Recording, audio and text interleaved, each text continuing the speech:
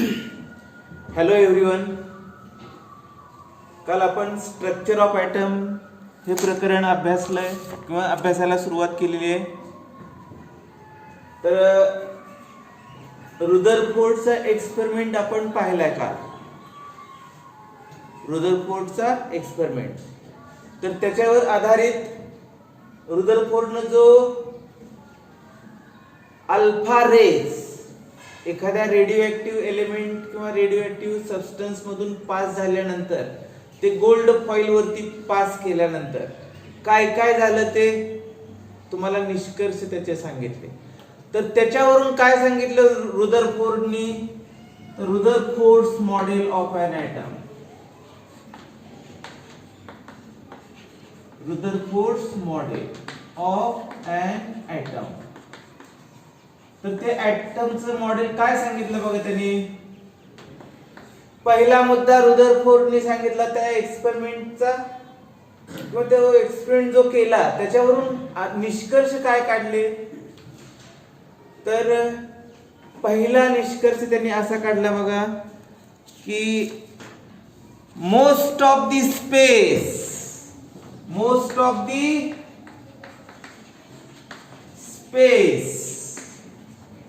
of an atom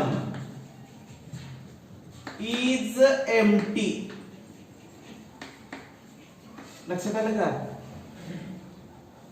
an atom असं consider करा तुम्ही. त्याच्यातली बहुतांश जागा ही एम्प्टी आहे. Most of the space of an atom is empty. कळलं? हा पहिला निष्कर्ष काढला किंवा कन्क्लुजन. त्याच्यावरून त्यांनी हा थेरीज मांडलेली आहे, Rutherford's theory for an atom. Atom कसा आहे हे रुदरफोर्डनं पहिल्यांदा मांडलेलं आहे. तर त्याच्यामध्ये पहिला most of the space of an atom is empty. त्याच्यानंतर दुसरा मुद्दा काय सांगितलाय बघा. An atom consist of positively charged particle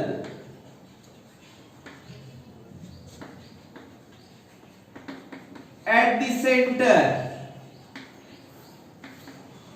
known as nucleus.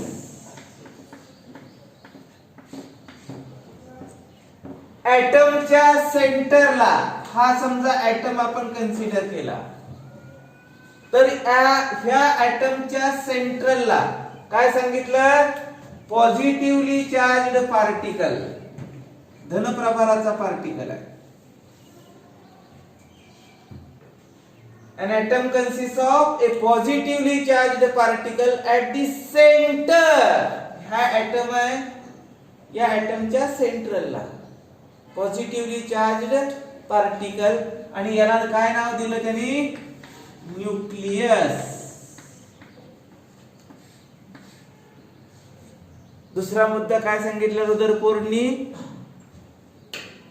An atom consists of a positively charged particle at the center of an atom and that particle is known as nucleus. तिसरा मुद्दा काय सांगितला बघा त्याच्यानंतर.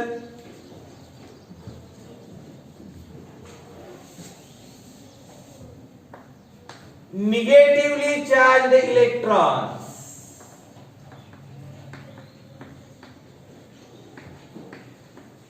revolve around the nucleus in a circular manner.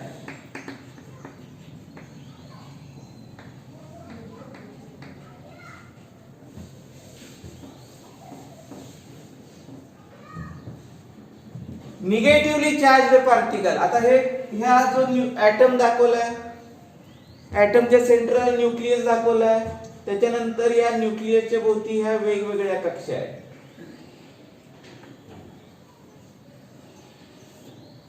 तर या कक्षेमध्ये काय सांगितलं? Negatively charged electrons they revolve. काय होतात? निगेटिव्ह चार्ज जे इलेक्ट्रॉन त्या न्यूक्लियस भोवती सततपणे रिव्हॉल्व होतात. Negatively charge electron they revolves around the nucleus of an atom. आता हे इलेक्ट्रॉन रिव्हॉल्व होताना कसे होतात? सर्क्युलर मॅनर, म्हणजे गोलाकार पद्धतीने. कळलं? तर त्याच्यानंतर पुढचा मुद्दा काय सांगितला बघा. The number of revolving electron in an atom. किती इलेक्ट्रॉन्स रिव्हॉल्व होत असतील त्या एटम मध्ये, किंवा न्यूक्लियसच्या भोवती किती इलेक्ट्रॉन्स रिव्हॉल्व होत असतील? तर जेवढा न्यूक्लियसला धनप्रभार तेवढेच इलेक्ट्रॉन्स न्यूक्लियसच्या भोवती सर्क्युलर पाथ मध्ये फिरत असतात. कळलं का बघा? किती इलेक्ट्रॉन्स असतील कुठल्याही एटम मध्ये, त्या एटमच्या न्यूक्लियसला किती धनप्रभार आहे? +10 आहे.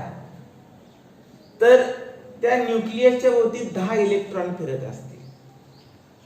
न्यूक्लियसला चार्ज +15 आहे, त्या न्यूक्लियस भोवती 15 इलेक्ट्रॉन फिरत असतील.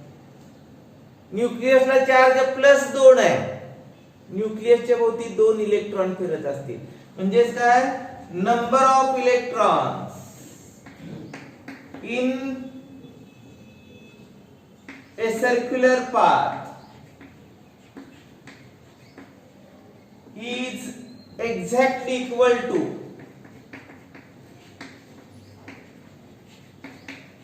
charge on the nucleus.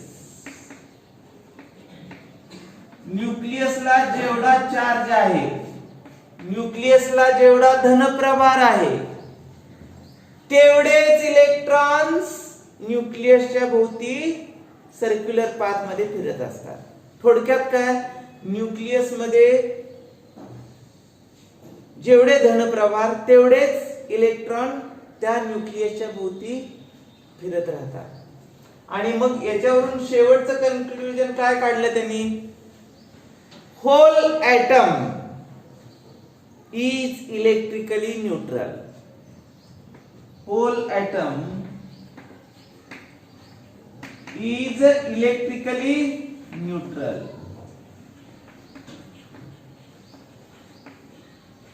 Neutral म्हणजे काय? जेवढे धनप्रभार तेवढेच ऋणप्रभार, म्हणजे काय होईल? न्यूट्रल होईल. लक्षात घ्या. +10 असतील तर -10, +2 असतील तर -2, +15 असतील तर -15. म्हणजे जेवढे पॉझिटिव्ह चार्ज तेवढेच निगेटिव्ह चार्ज असल्यामुळं काय होतं? इलेक्ट्रिकली, विद्युत दृष्ट्या हा एटम न्यूट्रल राहतो किंवा न्यूट्रल असतो. कळलं? तर हे रुदरफोर्डची कल्पना आहे.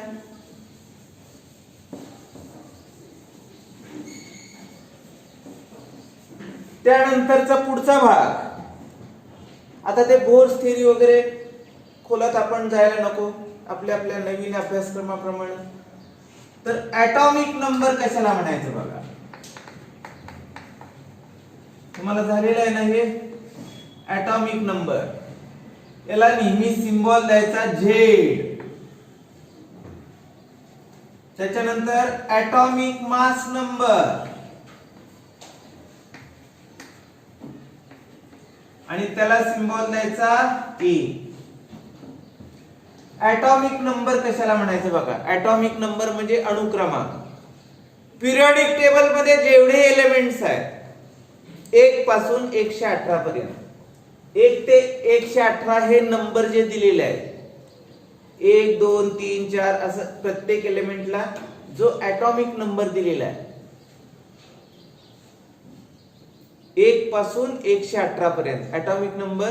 आपल्याला सध्या माहित असलेली पिरियडिक टेबल मधली मूलद्रव्य किती आहेत? 118 आहेत. बरोबर आहे का नाही? 118च आहेत ना, 1 पासून 118 पर्यंत. तर 1 ते 118 हे अनुक्रमांक मराठीमध्ये त्याला म्हणतो आपण, आणि त्यालाच इंग्लिश मध्ये आपण ॲटॉमिक नंबर असं म्हणायचं. ॲटॉमिक नंबर, ॲटॉमिक अणु, नंबर क्रमांक, अनुक्रमांक. प्रत्येक एलिमेंट पिरियॉडिक टेबल मधला आहे, त्या एलिमेंटचा ऍटम घेतला तर त्याचा 1 पासून 118 पर्यंत ते आहे ते ऍटॉमिक नंबर. आता हे ऍटॉमिक नंबर कसे ठरवले जातात, तर त्याच्यासाठी आहे number of protons or number of protons present in the nucleus of an atom. Me underline जे केले ते शब्द महत्वाचे. नंबर ऑफ प्रोटॉन्स किंवा टोटल नंबर ऑफ प्रोटॉन्स म्हटलं तरी चालेल. Total number of protons, total number of protons present in the nucleus of an atom. ऍटमच्या न्यूक्लियस मध्ये, हा समजा ऍटम घेतला तर ऍटमचं हे जे न्यूक्लियस आहे, ह्या न्यूक्लियस मध्ये एकूण प्रोटॉन किती. आता प्रोटॉन म्हणजे तरी काय, number of positive charge. Protons म्हणजेच काय, that is number of positive charge. किंवा न्यूक्लियसला चार्ज किती आहे तेवढा. Number of protons present in the nucleus of an atom of the element known as atomic number. Atomic नंबरची डेफिनेशन कळाली का बघा, लक्षात राहील. atomic number, total number of protons present in the nucleus of an atom of the element known as atomic number. किंवा हे असं पण सांगता येतं, आता ऍटम मध्ये न्यूक्लियस मध्ये प्रोटॉन असतात, परंतु इलेक्ट्रॉन्स हे कुठे असतात, न्यूक्लियस सोडून त्याच्या बाहेरच्या ज्या कक्षा आहेत त्याच्यामध्ये असतात. मग असं पण म्हणू शकताय नंबर ऑफ प्रोटॉन्स, किंवा त्यालाच म्हणतो number of protons present in nucleus, किंवा त्यालाच number of electrons present around the nucleus.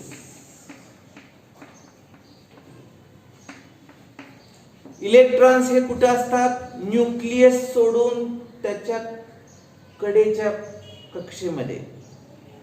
Electrons are present in an atom around the nucleus. न्यूक्लियसच्या भोवती ह्या ज्या वेगवेगळ्या कक्षा दाखवल्यात का नाही, सर्क्युलर पाथ, त्या सर्क्युलर पाथ मध्ये निगेटिव्ह चार्जचे इलेक्ट्रॉन्स असतात. इलेक्ट्रॉन न्यूक्लियस मध्ये असत नाही. कळतं का मी काय म्हणतोय ते. Electrons they R present around the nucleus in different circular paths. Means in any atom number of proton present in the nucleus that is exactly equal to number of electrons present around the nucleus in the circular path किंवा in a circular path. जेवढे nucleus मध्ये protons असतील, जेवढे protons nucleus मध्ये असतील, तेवढेच electrons nucleus भोवती असणाऱ्या ऑर्बिट्स मध्ये असतील. हे कुणाच्या बाबतीमध्ये, पिरियॉडिक टेबल मधल्या सगळ्या एलिमेंटच्या बाबतीमध्ये. समजा मी उदाहरण सांगितलं, 115 नंबरचा एलिमेंट आहे, त्याचा ऍटॉमिक नंबर 115. कोणतरी मोबाईल बंद करा. तर 115 ऍटॉमिक नंबर म्हणजे त्याच्यामध्ये 115 प्रोटॉन्स असतील. इलेक्ट्रॉन्स किती असतील, 15च असतील. जेवढे प्रोटॉन्स तेवढे इलेक्ट्रॉन. हे सर्व एलिमेंटच्या बाबतीमध्ये पिरियोडिक टेबल मध्ये जेवढी एलिमेंट्स आहेत त्या सर्वांसाठी हा नियम लागू आहे. कळलं का? Number of protons present in the nucleus of an atom that is exactly equal to number of electrons present around the nucleus in different circular paths. मग atomic number ची डेफिनेशन आपल्याला अशी पण सांगता येते, total number of protons present in the nucleus of an atom known as atomic number, or total number of electrons present around the nucleus in circular paths or in circular orbits. It is also known as atomic number. कायमस्वरूपी हे लक्षात ठेवायचं, कधीच विसरायचं नाही. ही गोष्ट कधीही बदलणारी नाही. जे बदलत नाही ते कायम लक्षात ठेवायचं. तुम्ही कितीही वर्ष 100 वर्षांनी जर विचारलं तर हे बदलणार नाही. पिरियोडिक टेबल मधल्या प्रत्येक एलिमेंटच्या बाबतीमध्ये हा नियम आहे. काय? एलिमेंटचं कुठलाही ऍटम घेतला तर त्या ऍटम मध्ये न्यूक्लियस मध्ये प्रोटॉन किती, तेवढेच इलेक्ट्रॉन न्यूक्लियसच्या भोवती वेगवेगळ्या ज्या कक्षा आहेत त्याच्यामध्ये असतील. म्हणजे जेवढे धनप्रभार त्या ऍटम मध्ये असतील तेवढेच ऋणप्रभार असतील. म्हणून रुदरफोर्डनी काय सांगितलं? an atom is electrically neutral. त्यानंतर atomic mass number. atomic mass number म्हणजे काय? तर Z plus N प्रोटॉन किंवा त्याला झेड म्हणतो आपण, आणि त्यालाच आपण ऍटॉमिक नंबर पण म्हणतो. कळलं? न्यूट्रॉन त्याला आपण N म्हणतो. आता न्यूट्रॉन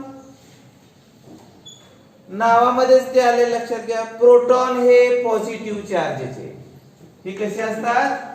पॉझिटिव्ह चार्ज. इलेक्ट्रॉन हे कसे असतात? Negative charge.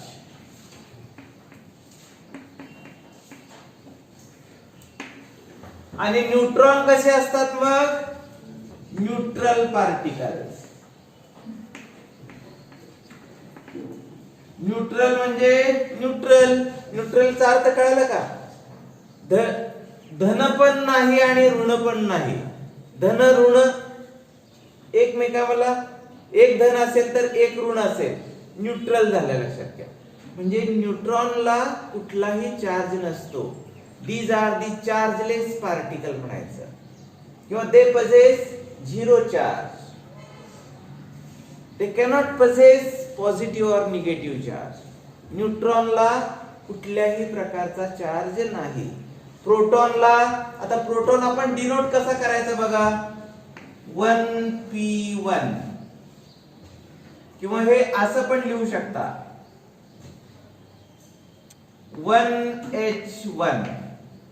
एक प्रोटॉन म्हणजे एक हायड्रोजनचं ऍटम. एक प्रोटॉन हा किती क्षमतेचा असतो?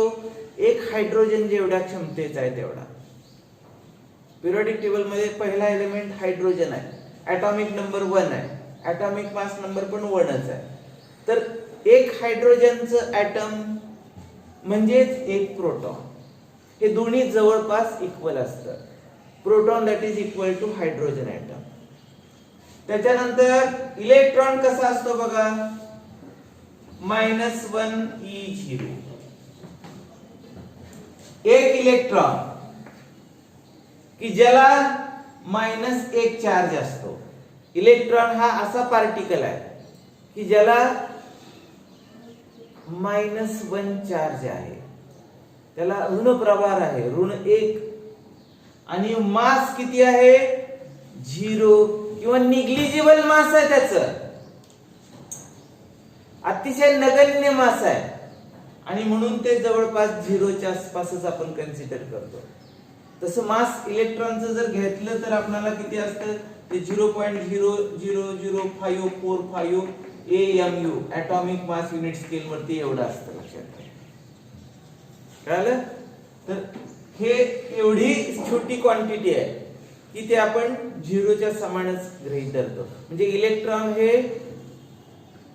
वजन रहित असल्यासारखं आहे, त्याला मास अजिबात नाही. त्याच्यानंतर आता प्रोटॉन, न्यूट्रॉन आणि इलेक्ट्रॉन ह्यांचा शोध कुणी लावला हे पण सांगायचं राहिलंय माझं. इलेक्ट्रॉनचा शोध हा थॉम्सननी लावला. इलेक्ट्रॉनचा शोध कुणी लावला? J Thomson. त्याच्यानंतर न्यूट्रॉनचा शोध कुणी लावला? चॅडविक.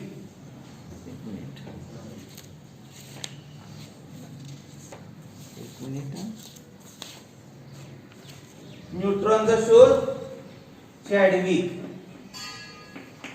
आणि प्रोटॉनचा शोध कुणी लावला?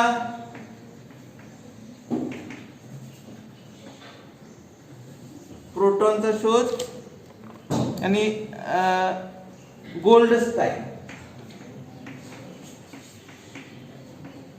रुदरफोर्डनी एक्सपेरिमेंट केला. हे नीट आणि जेईई चे क्वेश्चन होतात, सीईटी चे क्वेश्चन होतात. प्रोटॉनचा शोध गोल्डस्टाईन, इलेक्ट्रॉनचा शोध जे थॉम्सन आणि न्यूट्रॉनचा शोध चॅडविक. 3 सायंटिस्ट हे तिघांनी काय केलं? हा एक पार्टिकल म्हणजे शोधून काढला, किंवा त्यांना पाहिलं शोधून काढला म्हणजे होता तो फक्त शोधला म्हणून त्याला. तर हे महत्वाचं असतं, कारण का परीक्षेच्या दृष्टीनं हे सायंटिस्ट. तर मी काही ना काय पीजी म्हणतो, पीजी म्हणजे प्रोटॉन गोल्डस्टाईन. ईटी म्हणतो, ईटी म्हणजे इलेक्ट्रॉन थॉम्सन. एनसी म्हणतो, एनसी म्हणजे न्यूट्रॉन चॅडविक. कळलं? आता या प्रत्येकाचं मास पण त्यांनी दिलेलं आहे बघा. प्रत्येकाचं मास किती असतं? प्रोटॉन, न्यूट्रॉन, इलेक्ट्रॉन यांची ऍक्च्युअली मास किती? इलेक्ट्रॉन. तर हा पार्टिकल जो आहे तो साधारणपणे 0.00055 AMU एवढं असतं इलेक्ट्रॉनचं मास. एका इलेक्ट्रॉनचं वस्तुमान म्हणजे वजन जर घेतलं 1 इलेक्ट्रॉन तर ते किती असतं? तर एवढं AMU.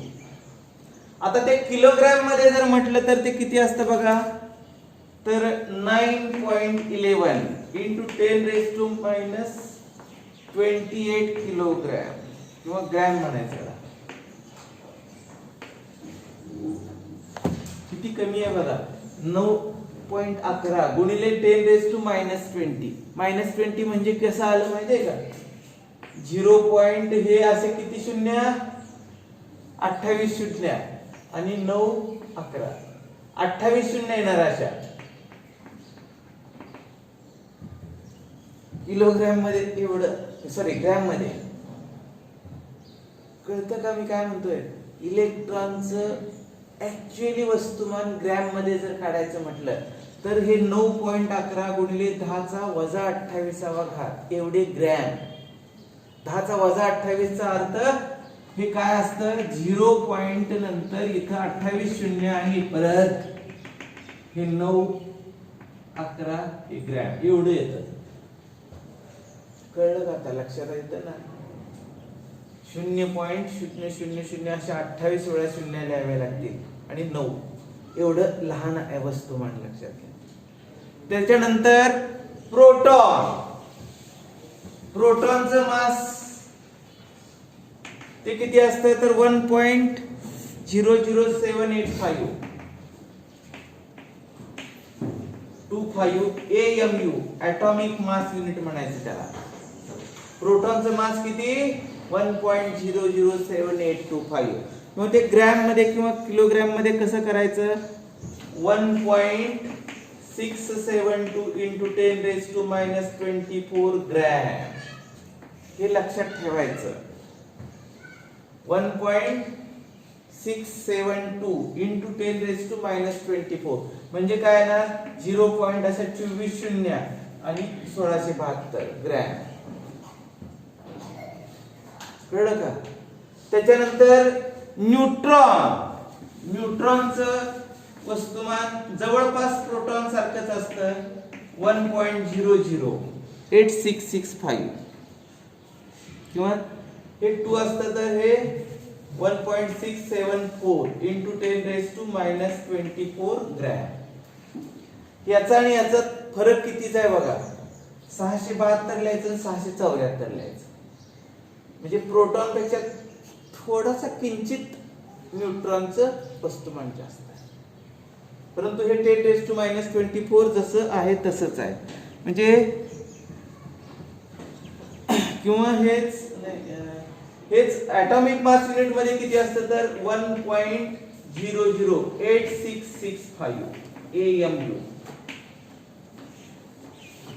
हे 7825 इथं असेल इथं 8665 असेल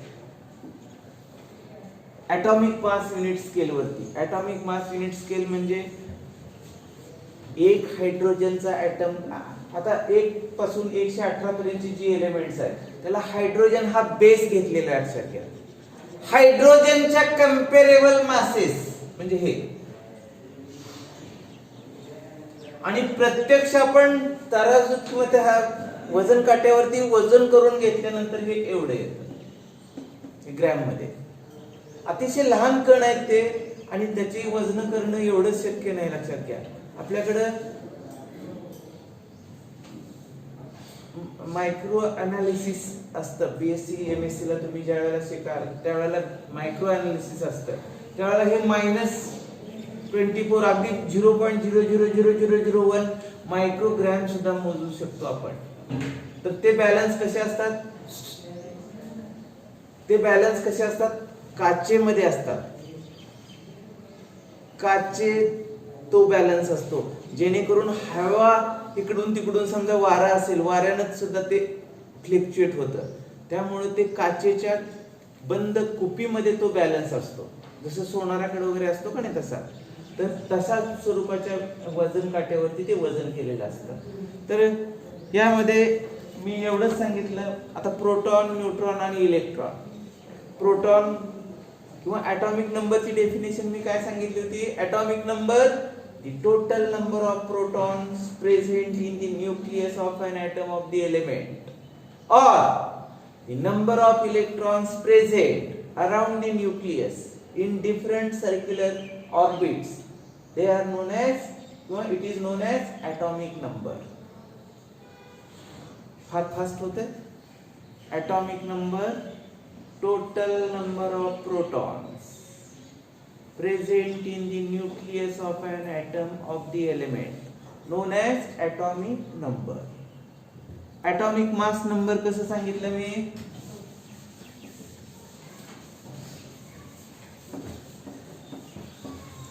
atomic mass number ला आपण A दाखवायचं Z+N total number of protons plus neutrons. Total number of protons and neutrons present in the हे ॲटम आहे आणि हे न्यूक्लियस आहे याच्यामध्येच प्रोटॉन आणि न्यूट्रॉन असतात. आता ॲटम मी एवढा जरी दाखवला असला तर न्यूक्लियस किती छोटं दाखवलंय बघा. म्हणजे हेच असं पण सांगायचं राहिलंय. Actually size of the nucleus of an atom is very small as compared to size of atom. ॲटमच्या आकारापेक्षा न्यूक्लियसचा आकार अतिशय लहान असतो. त्यामुळे ॲटम मध्ये नुसती मोकळी जागाच आहे आणि ऍटमच्या सेंट्रलला मात्र एक छोटी पार्टिकल, छोटी बॉडी आहे, छोटा कण असल्यासारखा आहे आणि एवढ्या छोट्या कणामध्येच प्रोटॉन आणि न्यूट्रॉन एकत्रितपणे असतात आणि त्यालाच आपण म्हणतो न्यूक्लियस. हे कशामध्ये आहेत प्रोटॉन आणि न्यूट्रॉन? न्यूक्लियस मध्ये. आणि म्हणून यांना काय म्हणायचं? न्यूक्लियॉन्स पण म्हटलं जातं. न्यूक्लियॉन्स म्हणजे न्यूक्लियसचे घटक, म्हणून त्यांना न्यूक्लियॉन्स म्हणायचं.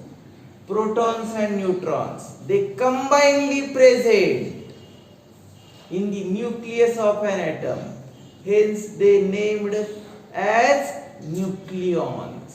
आणि म्हणून त्यांना न्यूक्लियॉन्स असं म्हटलंय. आणि इलेक्ट्रॉन्स मात्र या वेगवेगळ्या कक्षेमध्ये असतील. इलेक्ट्रॉन कळतं का नाही? सर्वांना लक्षात येतं?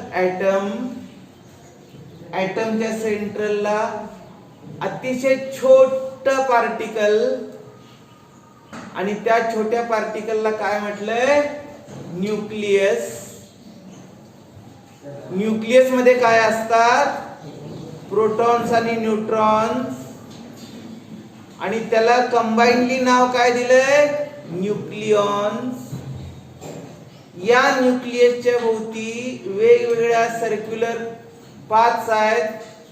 त्यांना काय म्हटलंय आपण? सर्क्युलर पाथला ऑर्बिट म्हटलंय. आणि ज्याच्यामध्ये निगेटिव्ह चार्जचे इलेक्ट्रॉन्स असतात. आता इलेक्ट्रॉनला आपण वस्तुमान किती आहे मगाशी बघितलं मी, 0.0005545 AMU. इलेक्ट्रॉनचं वस्तुमान अगदी नगण्य आहे, लक्षात घ्या. म्हणजे आपल्याला असं सांगता येईल,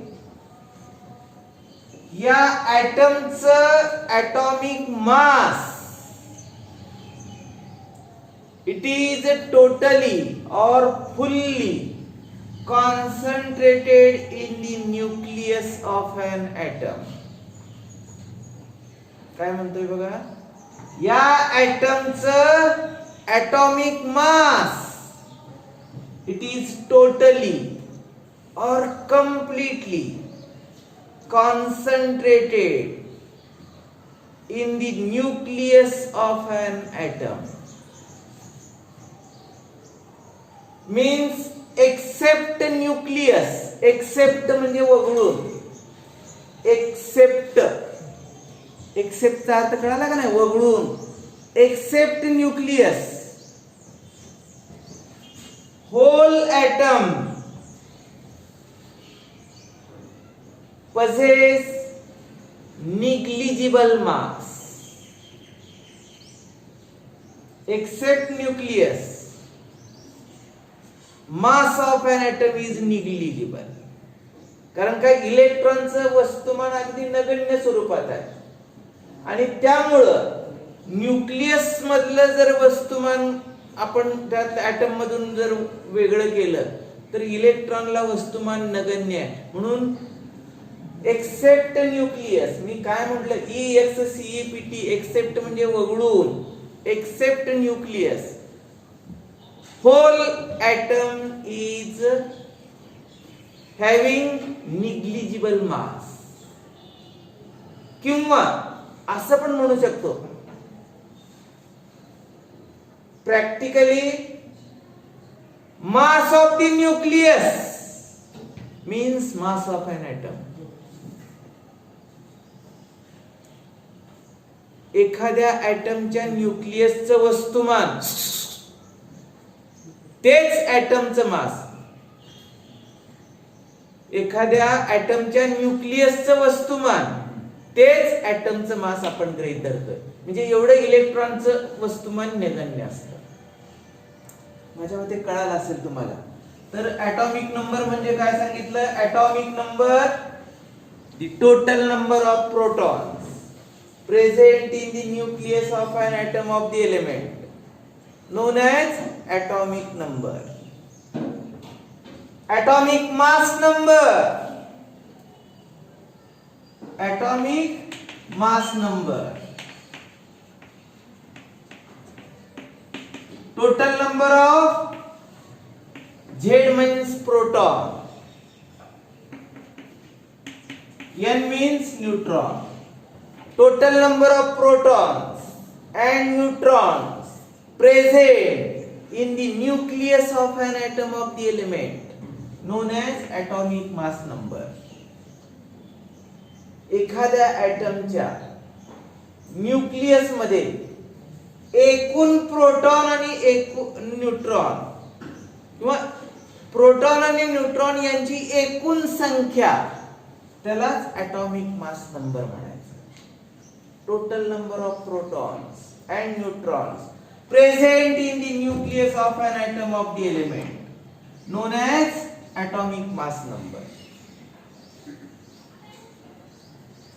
ॲटॉमिक नंबरला आपण काय सांगितलं? Atomic number Z that is equal to P that is equal to E. कळतं का? atomic number means number of protons present in the nucleus of an atom of the element known as atomic number, or number of electrons present in an atom around the nucleus known as atomic number. Atomic number always denoted by symbol J. Atomic mass number, it is always denoted by symbol A. तर आपण पूर्ण या केमिस्ट्रीच्या भाषेमध्ये जे in general काय करतो बघा.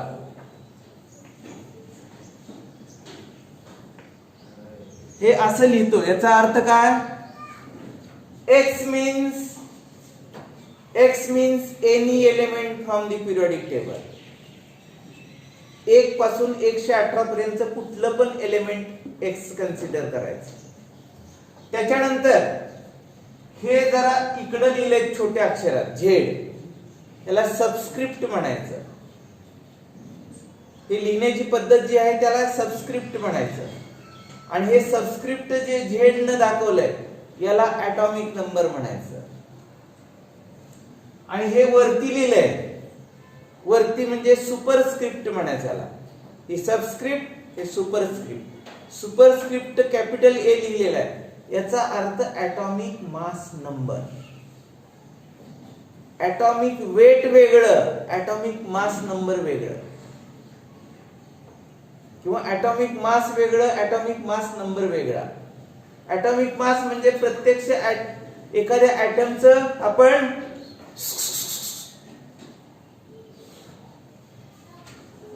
मधला मुलगा उभा राहा, पटदिशी उभा राहायचं माग. तर Z ॲटॉमिक नंबर, याला सबस्क्रिप्ट म्हणतो आपण, याला सुपरस्क्रिप्ट म्हणतो. तर कुठलंही एलिमेंट पिरियडिक टेबल मधलं आपल्याला दाखवायचं असेल तर अशा पद्धतीने हे डिनोट करण्याची पद्धत आहे. ॲज पर SI कन्व्हेन्शन पूर्ण जगामध्ये हेच अशाच पद्धतीने दाखवलं जातं. किंवा काही वेळेला हे असं पण असतं, लक्षात घ्या Z, परंतु मोस्टली हे स्वीकारलं जातं. X means any element from the periodic table. त्याच्या खालच्या बाजूला थोडस लिहिलं, याला सबस्क्रिप्ट म्हणायचं, याला म्हणायचं ॲटॉमिक नंबर. त्याच्या वरच्या बाजूला वरच्या बाजूला सुपरस्क्रिप्ट म्हणायचं. आणि सुपरस्क्रिप्टला हे जे लिहिलंय त्याला ॲटॉमिक मास नंबर म्हणायचं. तर हे अशी दाखवण्याची पद्धत आहे. किंवा आपण एखादं एलिमेंट जर बघितलं तर समजा 11 Na20. Na हा X means Na. Na हा 11 नंबरचा ॲटॉमिक नंबर असलेला सोडियम मेटल आहे. त्याचा ॲटॉमिक नंबर 11 दाखवलाय Z, आणि ॲटॉमिक मास नंबर 13 दाखवलाय. आता याच्यामध्ये Z किती? 11. इलेक्ट्रॉन्स किती? 11. प्रोटॉन्स किती? प्रोटॉन्स 11. Z म्हणजे atomic number, proton number, electron number. आता याच्यातले न्यूट्रॉन कसे काढायचे? न्यूट्रॉन म्हणजे ए मायनस जे. ए म्हणजे 23 वजा 11 म्हणजे किती आलं हे 12. म्हणजे याच्यामध्ये प्रोटॉनची संख्या किती 11, इलेक्ट्रॉनची संख्या 11, न्यूट्रॉनची संख्या 12. असं तुम्ही म्हणजे ह्या मास नंबर मधून हा प्रोटॉन नंबर वजा करायचा, तुम्हाला न्यूट्रॉनचा नंबर मिळून जाईल. हे सर्व एलिमेंटच्या बाबतीमध्ये हा नियम पाळायचा. कळलं का? 1 पासून 118 पर्यंतची जेवढी मूलद्रव्ये आहेत, प्रोटॉन न्यूट्रॉन नंबर, तुम्हाला समजा एलिमेंट आणि त्याचा atomic number atomic mass number दिलेला असेल तर तुम्हाला प्रोटॉनची संख्या, इलेक्ट्रॉनची संख्या, न्यूट्रॉनची संख्या काढता यायला पाहिजे. आता एक उदाहरण अजून आपण घेऊ.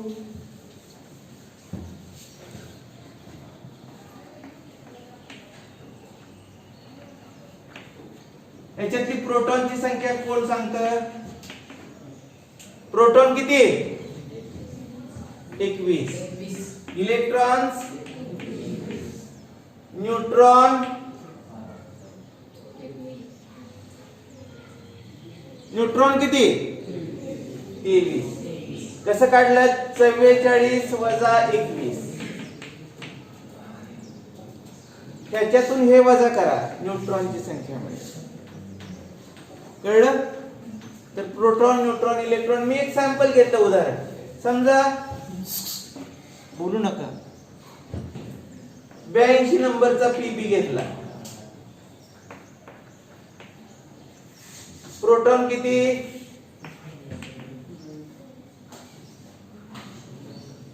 असू दे, काय असेल ते एक्स म्हणून येतं पाहिजे, एक्स. हा, त्याच्यात प्रोटॉन किती, इलेक्ट्रॉन, न्यूट्रॉन 171 वजा 82 नो म्हणजे 89 न्यूट्रॉन. कळतं का कसं कॅल्क्युलेट करायचं? मी सांगितलं, लक्षात घ्या. याच्यामधून हे वजा केले की तुम्हाला न्यूट्रॉनची संख्या मिळेल आणि प्रोटॉन आणि इलेक्ट्रॉनची संख्या म्हणजे हेच घ्यायचं. कदापिही विसरायचं नाही. तुम्हाला फिजिक्स मध्ये उपयोगाचं आहे, केमिस्ट्री मध्ये तर आहेच आहे. त्याच्यानंतर पुढचा भाग जो आहे तो आयसोटोप. आयसोटोप कुणाला म्हणायचं? त्याला मराठीमध्ये, तुम्ही मराठी जे मीडियमला होते त्यांना समस्थानिके म्हणतात. आयसोटोप्स. तर त्याची डेफिनेशन बघा. Different atoms of the same element having same atomic number but different atomic mass numbers, they are known as isotopes. Different atoms of the same element having same atomic number but different atomic mass numbers.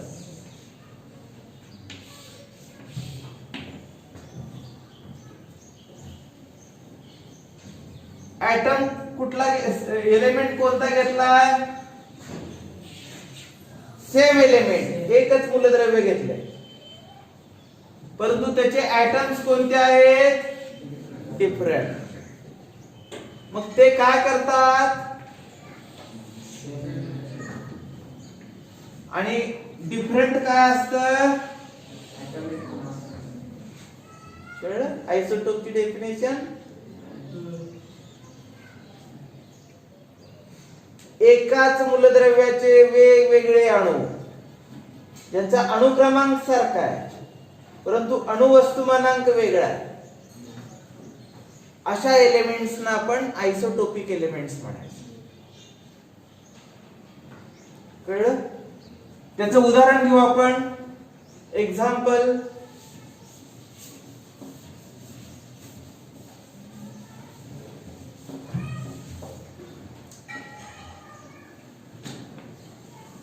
किंवा carbon. Carbon हा एकच element आहे, त्याचे हे वेगवेगळे अणू घेऊ आपण. Carbon carbon carbon, atomic number 6 आहे सर्वांचा. 11 12 13.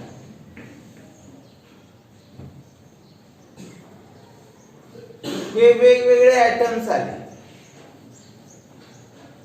Same element carbon, atomic numbers सारखे, ॲटॉमिक मास नंबर्स वेगळे. कार्बनचे 3 आयसोटोप आपण कन्सिडर केले. Atomic number 6 6 6. कार्बन एकाच ठिकाणी आहे पिरियडिक टेबल मध्ये, 16व्या ग्रुप मध्ये. बरोबर आहे का? ॲटॉमिक नंबर 6 आहे. प्रोटॉनची संख्या 6 असणार आहे, इलेक्ट्रॉनची संख्या 6 असणार आहे. इथं प्रोटॉनची संख्या 6, इथं पण 6, इथं पण 6. इलेक्ट्रॉनची संख्या इथं 6 6 6. न्यूट्रॉनची संख्या इथं 5,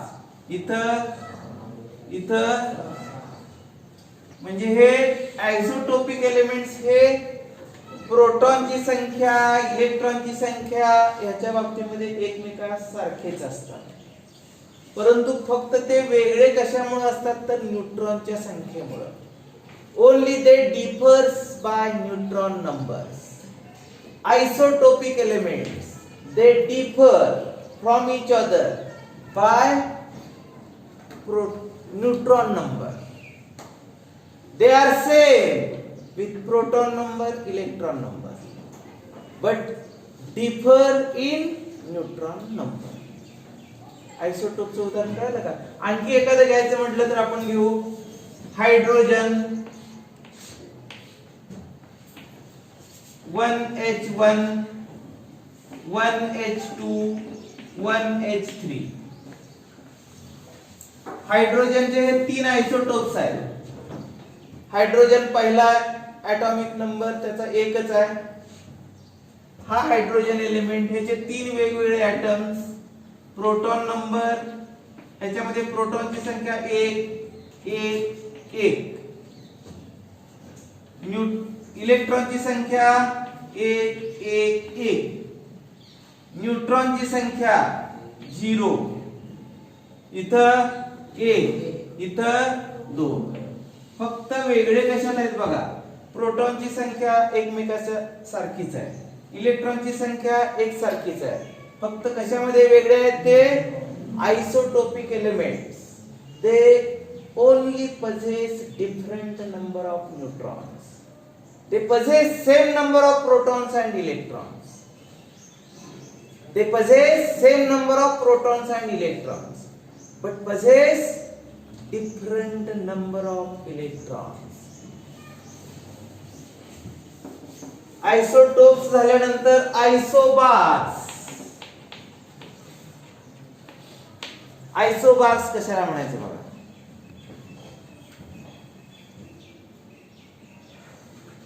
डिफरंट एलिमेंट्स. एलिमेंट्स काय घ्यायचे डिफरंट, किंवा atoms of the different elements. Atoms of the different elements, they possess different atomic numbers but same atomic mass numbers. Atoms of different elements. atoms कुणाचे कन्सिडर केलेत डिफरंट एलिमेंट्स having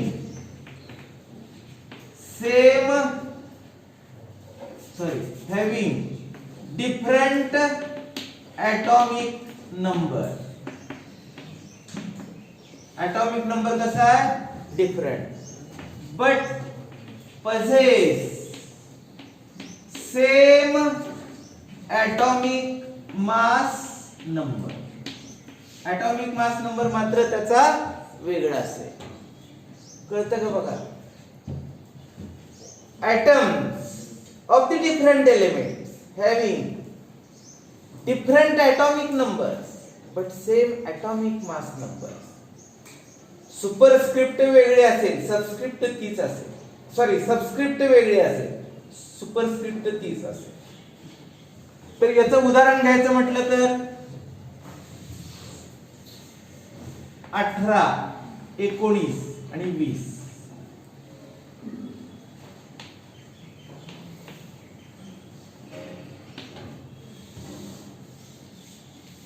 हा अर्गॉन element 18, potassium 19, calcium 20. हा अर्गॉन inert gas element आहे, हा alkali metal आहे, हा alkaline earth metal आहे. Periodic table मध्ये यांचं स्थान कुठं आहे? वेगवेगळ्या ठिकाणी. यांचा ॲटॉमिक नंबर वेगळा, याचा वेगळा, याचा वेगळा.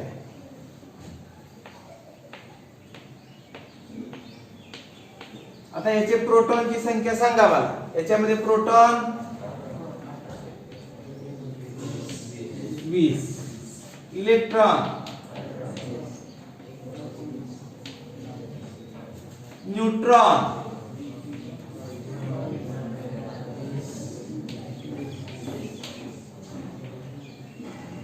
आता हे प्रोटॉनची संख्या वेगळी, इलेक्ट्रॉनची पण तशीच आहे, न्यूट्रॉनची संख्या पण वेगळी. हे 3 वेगवेगळी मूलद्रव्ये आहेत का नाही? पटतं का नाही? हे अर्गॉन, पोटॅशियम आणि कॅल्शियम तिन्ही मूलद्रव्ये वेगवेगळ्या ठिकाणचे आहेत पिरियोडिक टेबल मध्ये. तिघांचाही ॲटॉमिक नंबर्स वेगवेगळा आहे, परंतु ॲटॉमिक मास नंबर मात्र सेम आहे. These are the 3 atoms of the 3 different elements having different atomic numbers but same atomic mass numbers. Such elements are known as isobars. यांना काय म्हणायचं? These are the isobars.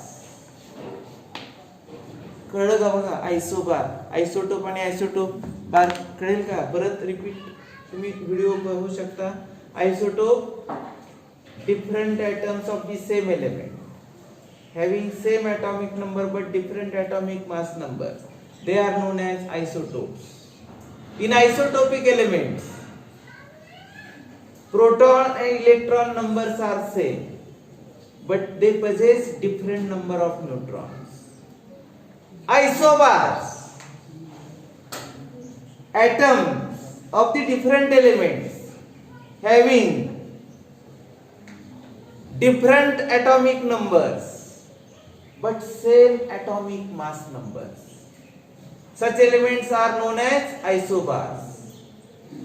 Isobaric elements possess different number of protons and neutrons. प्रोटॉनच्या संख्या एवढीच electrons असते, म्हणजे electron म्हणायची काही गरज नाही. They possess different number of protons. They possess different number of neutrons. ठीक आहे? आज इथंच आपण थांबूया.